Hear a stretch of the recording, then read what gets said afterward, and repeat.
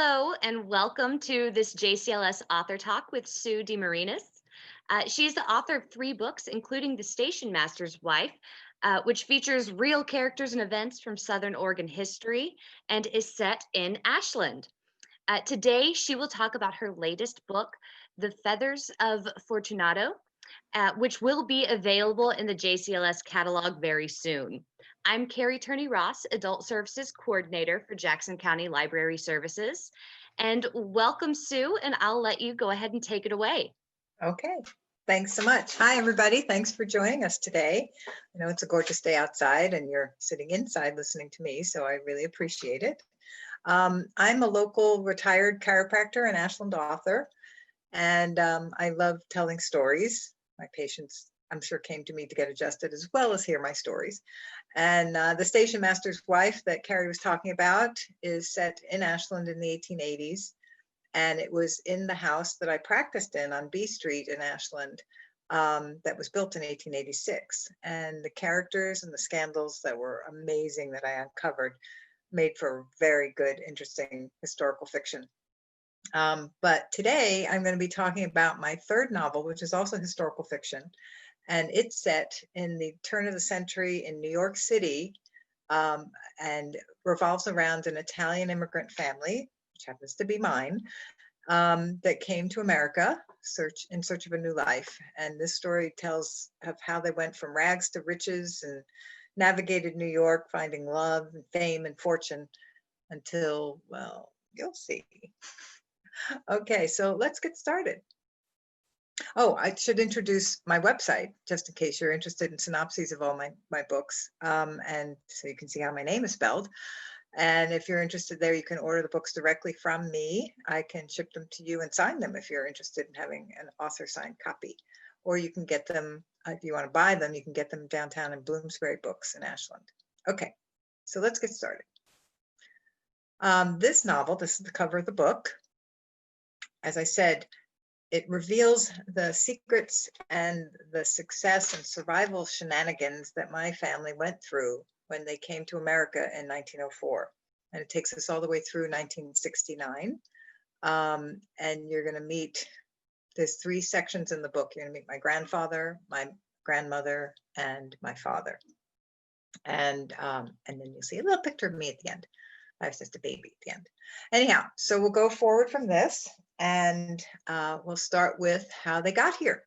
Most people came to America through taking an ocean liner, a steamship across the Atlantic, and ended up in one of their gateway ports, like this one in Ellis Island in New York City. This is where my grandfather and his brother and sister came through. And you can see this is a picture of Ellis Island where they lined everybody up according to their native language so they could be interviewed. And in the interview, the inspectors would ask them if they had prospects for a job in the States, and if they had a place to live, and if they had to have at least $25 with them, which today's equivalent would be $650. And then they have to go through a medical exam. And if they didn't pass that, if they had some kind of disease or cold or flu, they would be deported and sent back. But mostly they were thrilled to see the Statue of Liberty when they got to New York Harbor, and a lot of them got off the boat. So my grandfather, his name was Marino. I don't know why my great-grandfather would name somebody Marino DeMarinis, but he did. And Marino was told by his older brother, who had been here 2 years earlier, that he should tell the inspectors at Ellis Island that he had a job and that he was going to be a milliner working in a hat factory with his brother, which of course he didn't have a job, but he told him to say that anyhow. And he had a place to live because he was going to stay with his brother. So upon arrival into New York City, because he scammed his way through Ellis Island, that was the first secret that was revealed. The immigrants were landing on the streets of New York, and most of them either would tout their wares or go to the farms and buy produce and then sell it in carts on the streets, or like the women would get jobs. It was a predominance of Jewish and Italian women that would get jobs in the garment factory. And my Aunt Aida, who was a year older than my grandfather, she was 22 when she got here with him. She got a job at the Triangle Shirtwaist Factory, and that's what this is here. This is a shirtwaist. This is a blouse that they made in 1904. And she worked there for many years. And then there was, unfortunately, a huge fire. And the employers that ran these garment district factories didn't really trust the immigrant workers. And at the Triangle factory, they actually locked the doors and kept the workers inside the warehouse all day. And they would only unlock them at the end of the shift in the evening, because they could actually search them. They had the right to search their bags to make sure that women weren't stealing fabric or a already made blouse to take home. Unfortunately, when the fire happened, the guys with the keys were nowhere to be found. And 3 floors of the factory were engulfed in flames with all the fabric and pieces of fabric lying around. And the only way that women could get out was either to climb the stairwell to the roof. And if you were in between that stairwell and the fire, you couldn't get there. Or you would go out the window onto this rickety fire escape. And with all those women trying to get down the fire escape, it actually collapsed. And a lot of women fell to their death. They were up 8 or 9 floors from stories up from the sidewalk. And because of that event that happened, there was a court trial that led to changes in workplace safety and conditions. And they had to change the laws. And those laws still exist today because of that fire that happened in the Triangle Shirtwaist Factory. But my grandfather got a job with his brother in the hat company that he worked in. And everybody wore hats back in 1904 and 1906. Women had huge, big hats with feathers and fruit and all sorts of things on top. And men had straw hats and bowler hats and wool Stetson hats. And my grandfather didn't know a thing about making hats, even though he scammed his way through Ellis Island. And my grandfather's brother said, come on the weekend, I'll let you in. I'll teach you how to work all the machines. And that way, when you have your interview on Monday, you can tell them that, yeah, you know how to work everything, and that they have the same machines in Italy, and that's where you learned. And he did, and he got the job. Amazing. Just the shenanigans that went on in my family were amazing, and that they were passed down to me because my father moved to Oregon the last part of his life and lived with me, and he shared these stories with me. And a lot of them are his tales that I wove into this story. So they're all true from what I heard from my dad. Well, as we move on, my grandfather and my great uncle decided that there was such an uproar in the community by the local Audubon Society that the wild birds were being decimated because they were using so many feathers for all these hats that they would just go out and kill flocks and breeding birds, and it was horrible. And so my great uncle decided that, you know, our dad is still in Italy and he has a farm and he's not really doing much with it except growing tomatoes. So why don't we ask him to start growing some birds? And they did. And their father's name was Fortunato. True, honest story. Fortunato was his name. And so Fortunato changed his farm over to a feather farm, and he grew peacocks and pheasants and ostriches and chickens. And my uncle, my great uncle, and my grandfather imported those feathers and decided to start their own designs and their own hat factory. So they became the first eco-friendly, self-sustainable feather supplier for hats, and people were really into it back then. And so that their business boomed, and they did a fantastic job. They opened their first shop in New York City on Fifth Avenue in this building. They had the 3 floors with the big windows so you could see. They designed hats. They had hat sales clerks and fitters, and everybody could come in and have a hat made to order. This was their logo that you could see. They were on Fifth Avenue. They opened their second shop a year later in 1912 in Paris. And whoops, shouldn't say Fifth Avenue there. Anyhow, so this hat shop, they had 2 hat shops, one on each side of the Atlantic. And when they opened the hat shop in Paris, they were returning from Paris, but they didn't take the same ocean liner as the famous one that didn't make it, which was the Titanic. They took a different ocean liner, but when they got to New York, I think they got there a few days before the Titanic survivors arrived. There were a lot of New Yorkers that ended up at the docks with blankets and food for all these people that had nothing, that got off that were survivors of the Titanic and got off into New York, not knowing where to go or what to do, because mostly the men were the ones that stayed on the sinking ship, and the women and the children were there with no recourse. So a lot of people helped, and my family was part of that because they spoke Italian, and they went and they met with the Italian survivors, and one of those survivors became another relative of mine. They married one of my relatives. So all the history that comes through in that era is kind of woven into the story of what the shenanigans my family did, as well as what was going on in the world at the same time. So another person that was happening at that time was this woman named Julia, and this is Julia. And she was a very outspoken, she was born in America. Her parents were Italian, so she was first generation Italian American. And she was born in 1899. So by 1917, she was a teenager with a very strong opinion that women should have the right to vote. And she marched with them and paraded with them. And she got a job, which not a lot of women did. And she started working at the DeMarinis Hat Company as a hat model and a sales clerk in 1920.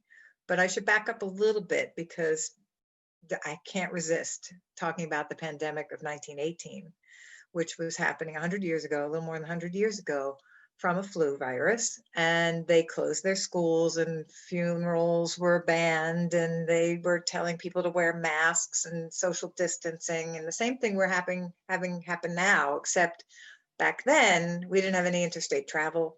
We didn't have any airlines. We didn't have many people driving cars, and international travel was like limited. So it took a year and a half for that pandemic to subside, with them being cautious and not having all that international travel. So this time, I think we need to really be cautious, and hopefully we'll get a vaccine soon. So everybody should wear a mask. Anyhow, the other thing that was happening at that time in the late 19 teens, early 20s, was that World War I was coming to an end, but not before they had decorated this cute little puppy who had a stub tail, and they called him Sergeant Stubby. He went to war in Europe for World War I, and he was a mascot for one of the squadrons. And they actually took him out in the field because he could smell the mustard gas before the humans could. And so that's what they used for chemical warfare back then. And he would wake up his squadron and say, "Let's go, there's mustard." You know, he'd bark, and they'd know that mustard gas was coming, put on their masks, and they would be fine. The other thing he did was he knew the difference between English and German. And so when he heard somebody speaking in the woods in a different language, he would go sneak up on him and grab him by the seat of the pants and drag him back to his master squadron, and they would be arrested as a POW. So he was quite an asset in World War I, and they gave him a Purple Heart. So that story is true, and it's also in my book. So I try to weave in my family's history with what was really going on at the same time. So Julia, working at the DeMarinis, we'll get back to Julia, working in the DeMarinis Hat Company, was there for a year and a half, met Marino, who was running it, and she and he got married. These are my grandparents.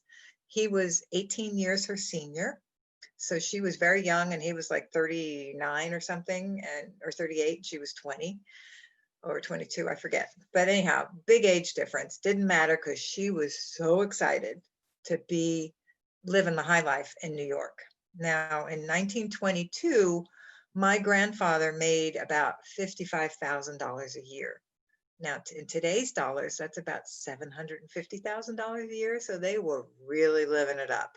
And she was so thrilled to be part of that she was able to go to, of course, Prohibition was happening, alcohol was illegal, but because he was Italian and rich, he knew the other Italians who were also rich that were running all the speakeasies, mostly the mafia, the Italian mafia. And this is a picture of Lucky Luciano in the middle, and he knew him. And so he was able to get into these speakeasies with his new bride and drink and dance. And they also would go to the Harlem jazz clubs and see all the new music that was coming out in the 20s. They were having a blast, and they continued to through the 1920s. They had 2 kids, one of whom was my father, and they were doing great. Their business was booming. The hats were bigger and big feathers, and they had Mr. Laurie was their financier. He was a Jewish guy who helped them out financially, and the DeMarinis brothers were the ones that designed the hats. And they had, this is one of their actual posters of the DeMarinis Hat Company. And this in the late 1920s was designed by an Italian Art Deco artist, another Fortunato. His name was Fortunato de Pero, and he was very famous in the late 20s and early 30s for Art Deco designs. And you can see DeMarinis and Laurie hats were having their posters done by him. So the DeMarinis family was doing great. They got to travel abroad. They took their kids to Europe. They went to all the Paris expos. They were having the best time of their life. My father even had a governess. I mean, like rich beyond I could never imagine. And they also, my grandfather also invested heavily in the stock market. Unfortunately, in 1929, in October, the stock market crashed. As everybody who knows anything about financial history will remember, that stock market crash devastated our economy. People that had fancy cars were willing to sell them for $100. You can see it says, "We'll buy this car, must have cash, lost all on the stock market." And the workers, the men that were workers, a lot of them committed suicide, and their family was relegated to soup kitchens and bread lines for survival. My family, my father here and his brother and my grandfather and my grandmother were relegated to going to the New Jersey shore for their vacations rather than to Europe. And you could see how not happy they were, but still dressed like they were doing well, you know, in the pearls and ties. Who wears a tie and socks to the beach? But that was my family. Anyhow, that nobody looked very happy back then after the stock market crashed. And Prohibition was still happening, and the federal agents would dump gin, and it was getting harder and harder for gin to be supplied to the speakeasies, and so more stealth was required. So my grandmother decided that she would have nothing to do with being poor. That was not in her purview. She didn't want to do that at all. So she started thinking, we have all these connections to these Italian mafia guys that want to keep the speakeasies going, and we have this house that we could make our own gin. And she did. So they started making Bathtub Gin. Unbelievable. My father started telling me this story. He was in his late 80s, and he was sitting at the table with my daughter, who was like 9. And I said, "Dad, don't tell her. Don't stop. Don't talk about grandma being a bootlegger." He goes, "Oh, she needs to know these things." And I was like, "Oh my God." So now my daughter's almost 15. Now she can read this book. But then I was a little nervous. So my grandmother and my grandfather, who was out of work by then because the hats had shrunk down, they became from these big flamboyant hats with the feathers to these little cloche hats that sit right close to your head with maybe one little feather. So the DeMarinis Hat Company was not doing well.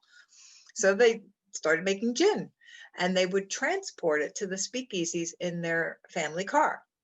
And this is what the car looked like. It was a Packard. Packards were huge, and the back seat could fit like 6 to 8 kids across. I mean, it was huge. Think about a New York taxi cab and double it. It's just a huge car, solid steel. The back seat cushion was removable, and my grandmother would take the gin bottles and put it underneath the seat, put the seat cushion back on, and then take my 8-year-old father and sit him on top of the seat and drive around town like she was doing errands, and then deliver the gin to the speakeasies. They'd open those little peephole doors and go, "Who is it? Julia." And they, okay. And they let him in, and they make my dad carry the gin in, and then they'd give him ice cream. So he was really happy to be part of that. And I was like, "Oh God, please don't tell my daughter." Anyhow, the other way Julia and Marino made some money was that they sold their gin to all the starlets that they had sold their hats to. So they had a mailing list already made, ready-made from their business. And one of their clients was Fanny Bryce. She was a famous Broadway actress and a model, and she modeled DeMarinis hats in the magazines Vogue and Vanity Fair before they went under. So she knew them and she liked them. And this is actually a picture of her donning one of their hats.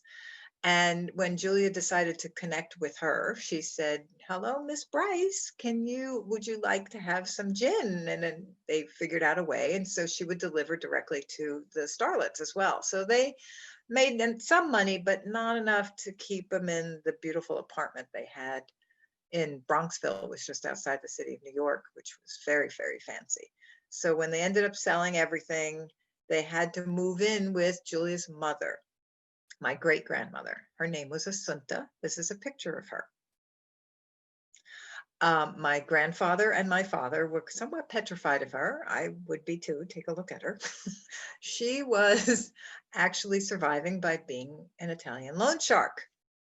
Another secret of the family that I didn't know about. She would lend money to people that were in debt to the mafia, but she would make sure that she got some kind of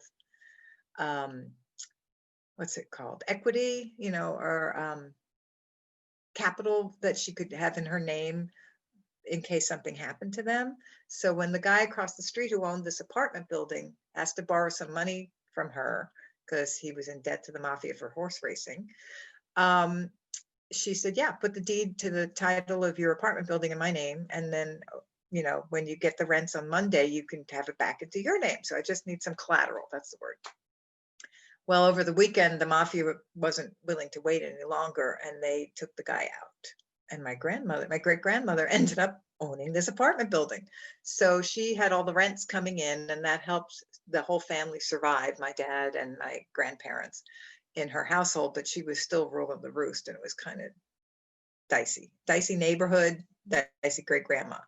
That my father and his brother weren't allowed to go out alone, so they had a bicycle with a sidecar so they could ride together. And they lived in a neighborhood, which, I kid you not, I looked this up on the census records. I knew their address, but I found out that Charles Lindbergh, who was the first aviator to cross the Atlantic in 1927, he was very famous. Everybody loved Lindbergh. His son was kidnapped in 1932. And the kidnapper's address was printed in the newspaper, and I looked it up, and it was around the corner from their house in the Bronx. I kid you not. I was like, my father was 8 when this happened, and his little baby brother, who was just born, was like 2, same age as the kid who was kidnapped. And I'm like, oh my God, you lived around the corner from the kidnapper.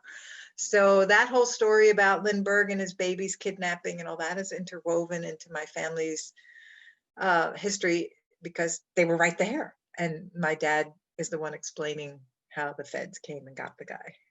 Other things that were going on at that time were that Al Capone, part of the Italian mafia, but in Chicago, had just gotten busted for tax evasion. And he was sent to the Georgia State Pen to go to prison for his crime. But this was what his cell looked like in the state pen. He had beaded lampshades and a wooden desk with leaded glass hutch and an overstuffed chair and an oriental rug. And all the other inmates were like, why is he treated like royalty? He still had his connections, obviously, outside. And so he could bribe guards, and it was not good. There was going to be a big riot. So when this new state pen was opened up in California on an island named Alcatraz, Al Capone was one of the first inmates that was sent there in 1934. However, they were so worried that he was going to plan an escape, because he had all these connections in the outside world, that he was the only prisoner that went to Alcatraz all the way by train.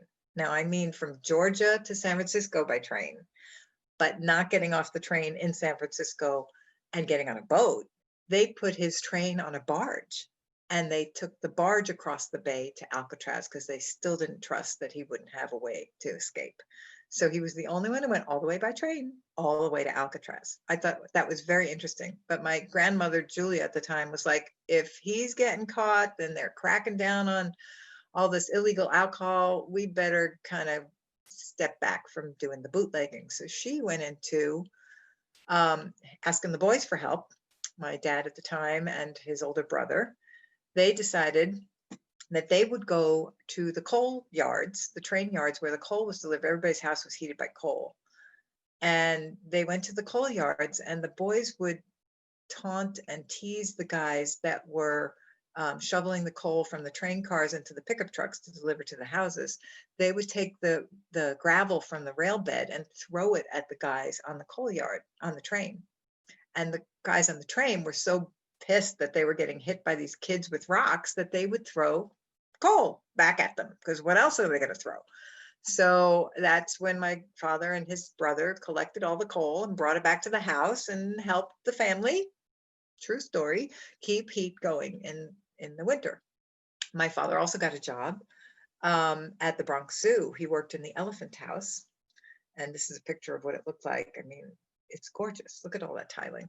But he decided he could make even more money by using their byproducts and bringing them home in the Packard that he drove at age 16 to the Bronx Zoo in burlap sacks to his neighborhood and sell to his the families around his neighborhood for gardening, for manure for the gardening. It was great manure for the gardens, but my grandmother was not so happy with what her car smelled like when he got home, and he didn't even ask that ahead of time. And I'm sure that conversation was heard across the county in 2 languages. But my older uncle decided that he would go with something a little safer than, and smaller than elephant poop. He would raise Homer and roller pigeons and sell them for food and have them for fun, and charge kids for showing them how they could send messages. So they were doing their parts. My grandmother, on the other hand, had to do her part. So she started with some unusual jobs, more unusual than being a hat model at 20 or doing bootleg gin. She became a mystery shopper. Now, I didn't know what that was, but I looked it up and my dad told me about it. And she worked for this company called Tip Top Bread. And she would go into a grocery store and ask for a loaf of Tip Top bread. And they would say, oh, well, we don't have that. And she said, well, if you carry it, I get a bonus and you get a free loaf and whatever. And so that was like her shenanigans of how she could work her way through shopping and sales and all that she had learned before was perfect for her to be a mystery shopper. So she could get all the bonuses that she needed to keep her family going. The other thing she did as the 30s went on was became a Rosie the Riveter. And she was putting together airplanes that were going over to Europe to help out in the beginning, the brewing World War II that was happening over in Europe in 1939.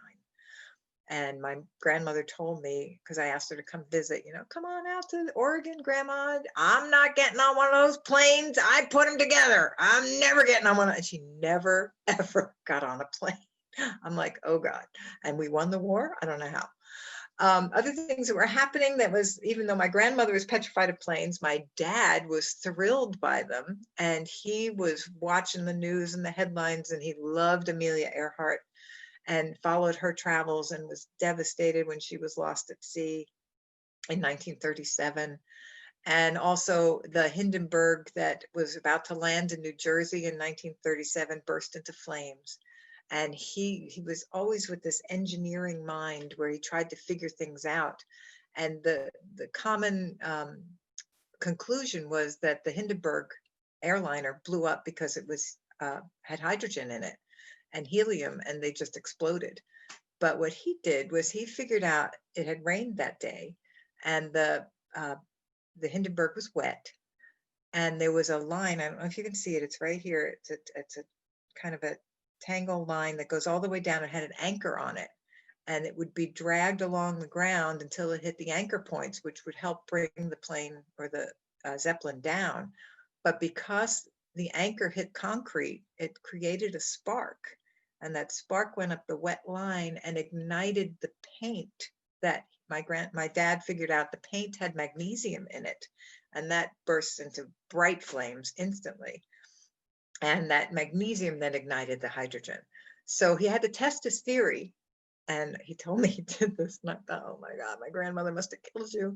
He got some balloons, got some friends, painted the balloons with silver paint with magnesium in it, and tied some string to them and had some little fishing hooks at the bottom, and they all let go of him at the same time. He had sprayed him with a water bottle, and as the fishing hook hit the concrete in the sidewalk in the backyard, it did the same thing. It ignited a spark and sent it up and hit the balloons and ignited the balloons, but it caught my grandmother's aprons on fire.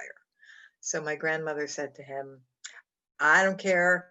He says, I need to tell Mr. Hitler in Europe that we're going to win the war because their stupid German Zeppelins aren't going to make it. And she goes, before you write to Hitler, you got to get some money and buy me new aprons. Typical Italian. Anyhow, so life went on, and World War II started for the people in America. We joined in 1941. And this is a picture of family Christmas in 1941. This is my great uncle Leopoldo, for whom my dad was named Leo. And this is my great aunt Aida and her children and her husband. And it's typical, they're not so happy, December of 1941. My father and his friends were graduating from high school in 1939. And by 1941, they were being shipped off to Europe for the war. But they had been taught by the other Italians in their neighborhood about the survival by the code of Italians. And that was called, what if you knew something sneaky had gone on, you never snitched, never, ever, especially on an Italian, because the consequences definitely were dire. So when my father's friend went to Italy, he was stationed on the East Coast of Italy, and he was watching for German boats arriving in this town that he was stationed at. And he saw the name Fortunato on one of the boats. And he knew about Fortunato's feather farm because they'd heard all the stories about how they used to be rich. And the friend spoke Italian, and he called the owner of the boat over and he says, do you live in Pescara? And the guy says in Italian, yeah, are you Fortunato's kid? Yeah, oh my God. And he told him who he was. And he said, well, the US is going to have an air raid on your town because the Germans have taken over your town and we're going to raid them. So I need to tell you, because my best friend's mom will kill me if I don't tell you this, that you need to hide in your wine cellar, because I know you have a wine cellar on the hill, and make sure to take the birds. And he's like, the birds? He goes, well, maybe you don't have the birds anymore. But anyhow, in Pescara, Fortunato's farm, all the people there hid inside the wine cellar, and they were saved because of the code of Italians. You have to save the Italians. It was amazing. All these stories passed down. I had to write the book. So World War II goes on and ends in 1945 when the Enola Gay drops the bomb on Hiroshima. And people are getting back to like somewhat of a normal life, at least in the United States, maybe not so much in Hiroshima or in Europe. And my grandfather gets back into the millinery business. This time he's working for Stetson hats, but there's a branch called Lady Stetson. So he helps design some of the hats that have a feather. And he's back to work. He's older, but he's still working. My dad, in his swanky bow tie, graduates from New York University in aeronautical engineering because he was so enthralled with flight. And he meets my mom. This is a picture of them in 1948. And he marries her in 1950, but he keeps his family secrets of success, how they got there with all their shenanigans from this prim and proper, also Italian woman. But her father was a grocer and they didn't do any shenanigans. So he didn't want to let him know any of that until after they were married, which you should have heard that conversation. Anyhow, here's a picture of my dad going to work as an engineer. And by then he became bald, had a little pencil thin mustache. He worked with all these other engineers. He started a family with my mom. Here's a picture of me and my sister in the mid-50s. And he was still so excited when he heard that the race into space was on. And in 1957, Russia sent their first cosmonaut into space. And that was a dog. And her name was Laika. She was a street dog from Moscow that they trained to stay inside this little capsule. But unfortunately, they didn't figure out the way to get her back. So she didn't make it home, but they learned a lot about providing oxygen and survival for future space shuttle trips. So America was getting into the space race and they were like, oh my gosh, we have to beat Russia and get into space. And that's when, in 1962, our astronaut John Glenn Jr. was the first astronaut to circumnavigate the globe 3 times. And his capsule was called Project Mercury, or his mission was called Project Mercury. And the post office printed some stamps. And my dad was an avid stamp collector, and he worked in aeronautical engineering. So he met John Glenn, and John Glenn actually signed his stamp collection, which I still have. So it's really a treat to see that. My dad went on to, we were in New York and still living there, and he went on to work for a company called Grumman Aerospace Corporation, which was contracted by NASA to build the Lunar Lander to get on the moon in 1969. So my grandfather was so excited that his son was part of that. And I have to tell you a few little stories about how my dad, what he did when he worked at Grumman. When they were building the lunar module on Long Island, Neil Armstrong was at Cape Canaveral doing all his practice runs and everything, but he wasn't there to test the inflated spacesuit and backpack to see if climbing up the ladder, it would fit through the hatch into the lunar module. So they went around Grumman and measured all the engineers, and the one that perfectly fit Neil Armstrong's size was my dad. And so he got to wear the spacesuit first before Neil Armstrong did, and climb into the lunar module as the first person in that spacesuit to get into the lunar module. That was his claim to fame. He was also the one who designed the directional jets that landed it was like the joysticks that he could make the lunar module not tip over, because he would fire one jet or the other to make it land flat and even so it wouldn't tip over. So he was a major part of the engineering design team that helped get the lunar module to the moon in 1969.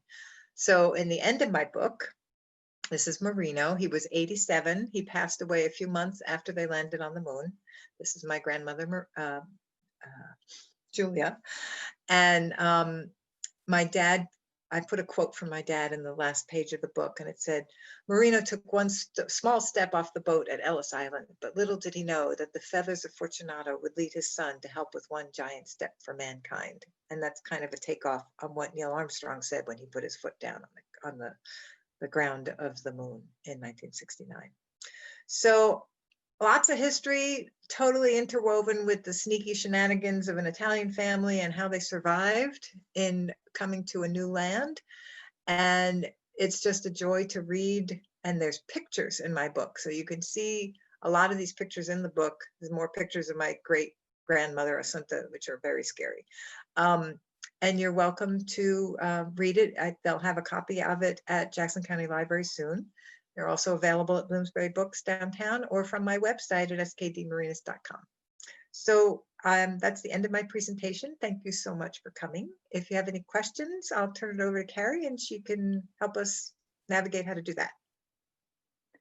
Great. Thank you so much, Sue. I do have one question here from one of our guests. It says, were your extended family shocked to hear these stories? And did you tell them about the book before you wrote it?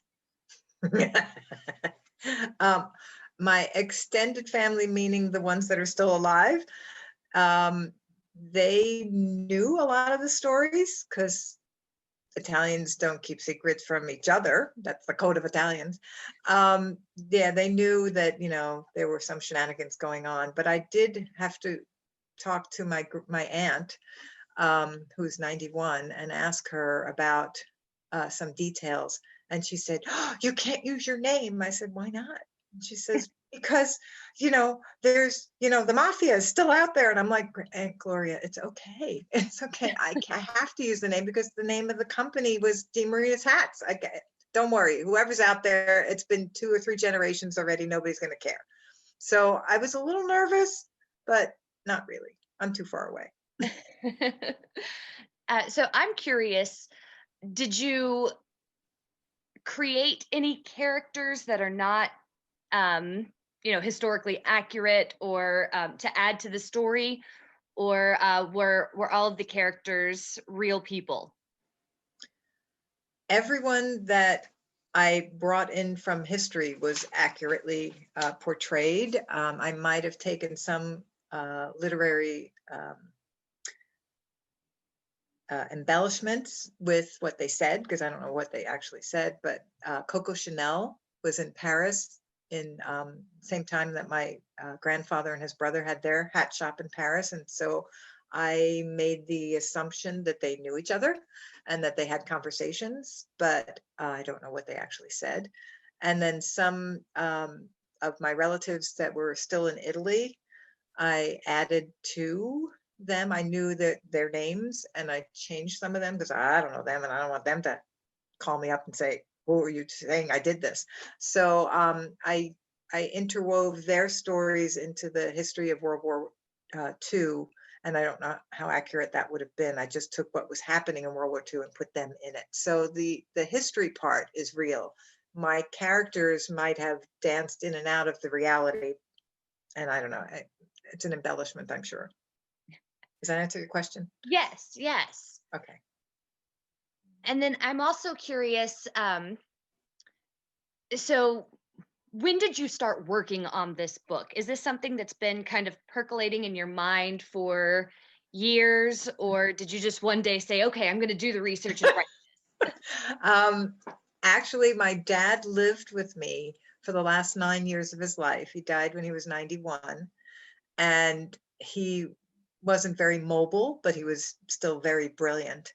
And his hands worked and his computer worked, and he wrote about 30 pages of vignettes of little stories of what it was like growing up as a very, very rich young kid and then a very poor, teenager.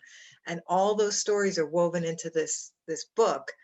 And I had just finished writing The Station Master's Wife, and I loved doing the research for the history.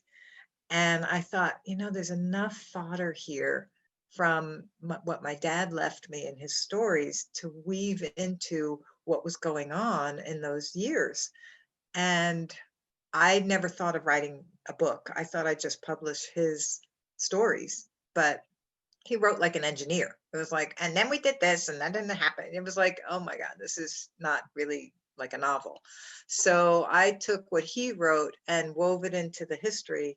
And it took me about 3 months to write the book. And I never had any thoughts prior to that of writing this. Wow, that's Yeah. fascinating.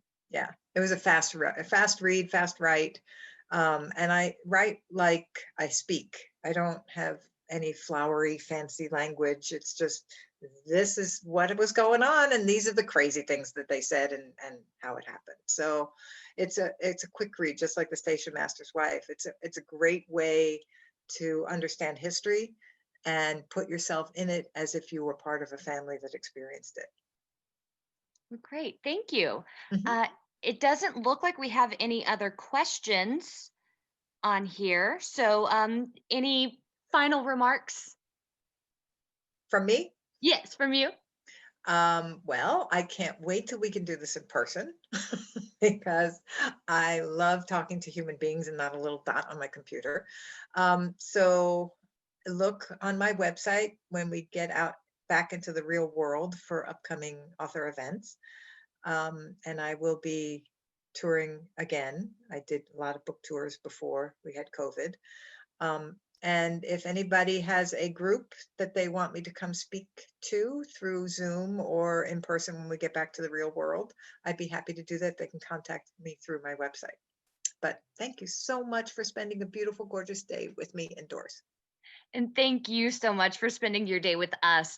And just to let everyone know, we absolutely will have Sue in as many of the branches as possible once we are back to doing in-person programs. So, all right. And with that, we will go ahead and wrap it up. Thank you, Sue DeMarinis, and we'll see you next time. Okay. Thanks again for coming. Bye. Bye.